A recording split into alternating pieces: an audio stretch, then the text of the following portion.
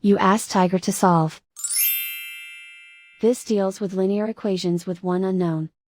The final result is x equals -1/3. Let's solve it step by step. Group all x terms on the left side of the equation.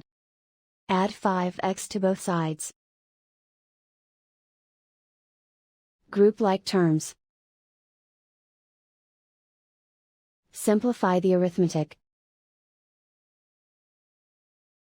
Group like terms. Simplify the arithmetic. Group all constants on the right side of the equation. Subtract 2/3 from both sides. Combine the fractions. Combine the numerators. Reduce the zero numerator. Simplify the arithmetic. Combine the fractions.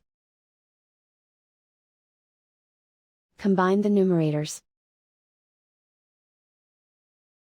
Isolate the x. Divide both sides by -5. Cancel out the negatives. Simplify the fraction. Simplify the arithmetic.